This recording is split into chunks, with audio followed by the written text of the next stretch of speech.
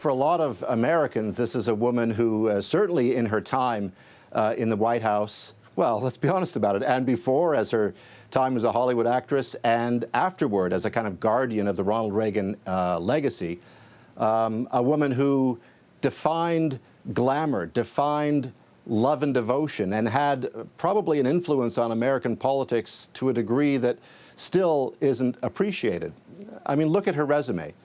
Hollywood actress in the heyday of Hollywood. I mean, before she met and married Ronald Reagan, she dated Clark Gable. Then she meets Reagan and they fall in love and get married. She becomes First Lady in California, First Lady to the United States. And in that time didn't just sort of, hang out. She was instrumental in she coined the phrase, just say no, in the fight against drugs in this country, and had a tremendous influence on Ronald Reagan. He was forever an optimist, about everything, but once said of Nancy Reagan that she'd turned him into a coward because he loved her so much.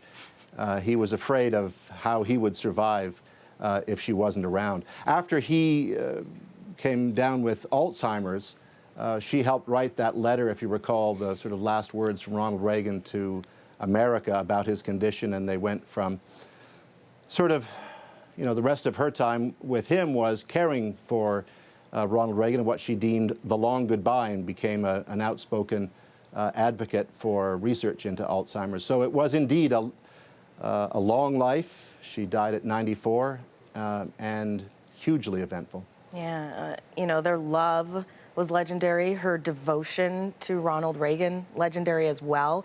Any examples of that stand out for you? If you look at the photos, and on every news network today, there's going to be all kinds of images of Nancy Reagan and Ronald Reagan, and you look at them, they're almost always holding hands. They had so much love for each other, and he was so devoted to her as she was to him.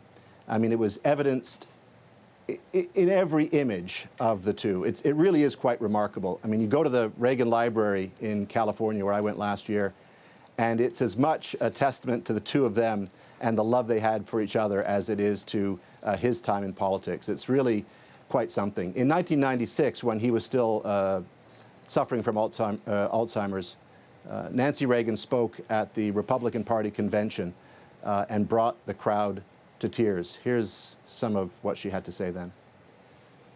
4 years ago, Ronnie stood before you and spoke for what he said might be his last speech at a Republican convention. Sadly, his words were too prophetic. Sorry.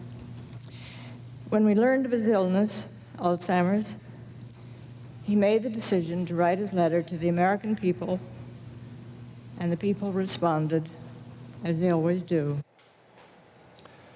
I think one of the perhaps last final images of Nancy Reagan that people will think of is at Ronald Reagan's funeral, when she went up to his coffin with the flag on it and put her face close to it and just whispered, "I love you."